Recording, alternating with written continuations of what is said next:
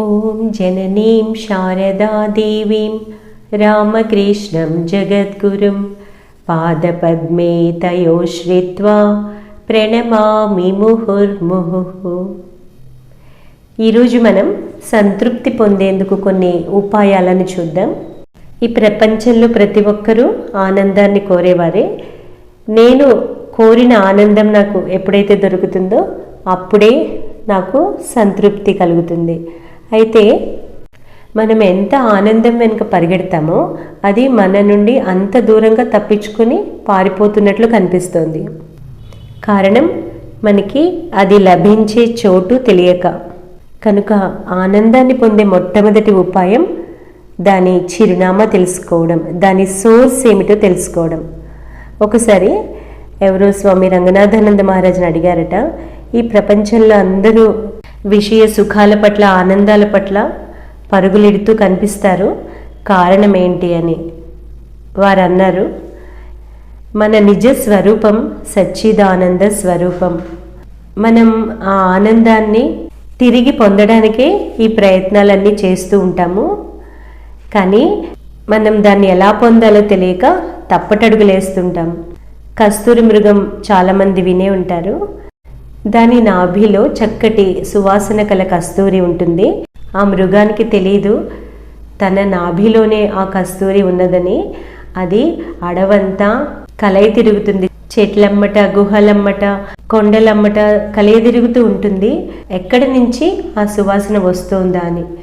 దానికి అది ఎక్కడి నుంచి వస్తుందో తెలియక అది ఎప్పుడు దొరకదు.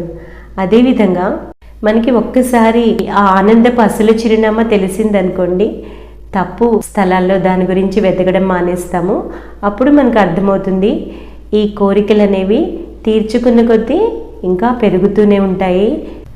అగ్నిలో ఆజ్యం పోస్తే మంట పెరుగుతుంది కానీ ఎన్నటికీ తగ్గదు. కనుక ఈ విఫల ప్రయత్నం మాని నిజమైన ఆనందాన్ని వెతకడానికి ప్రయత్నిస్తాం.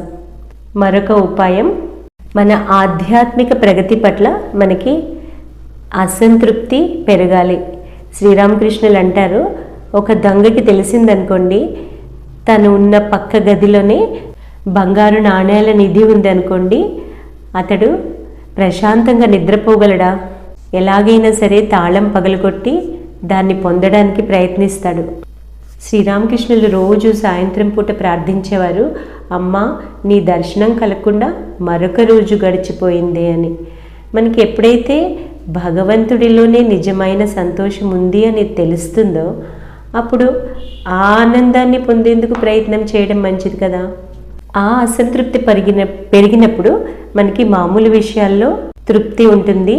ఆ అసంతృప్తి పెరిగినప్పుడు మనం మామూలు విషయాల్ని పెద్దగా పట్టించుకోము. ఇక మూడవది, ఈ జగత్తు అనిత్యత్వాన్ని గ్రహించడం. మన జీవితం 3 నాళ్ల ముచ్చటే. అటువంటి ఈ జీవితం నిరుపయోగమైన ఆనందాన్ని వెతుకుతూ వ్యర్థం అవ్వాల్సిందేనా? శివాపరాధ క్షమాపణ స్తోత్రంలో ఒక చక్కటి శ్లోకం ఉంది.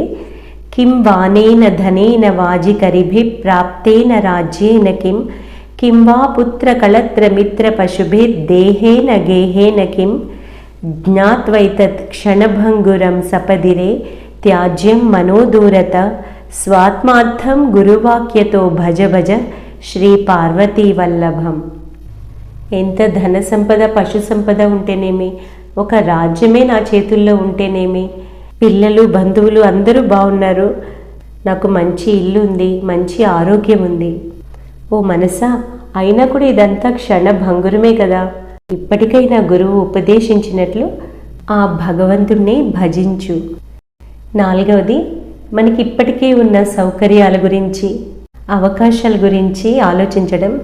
మనకి ఎన్ని సౌకర్యాలు, అవకాశాలు ఉన్నా లేని దానికోసమే ప్రయత్నిస్తూ ఉంటాము. మనకి ఏమున్నాయో చూసుకుంటే ఎంత అదృష్టవంతులమో గ్రహిస్తాం. అప్పుడు సామాన్య విషయాల్లో సంతృప్తి సహజంగానే వస్తుంది. ఈ విధంగా సంతృప్తిని పొందే ఉపాయాలు ఎన్నో ఉన్నాయి. వాటిని గురించి మనం బాగా ఆలోచిద్దాం. జై మా.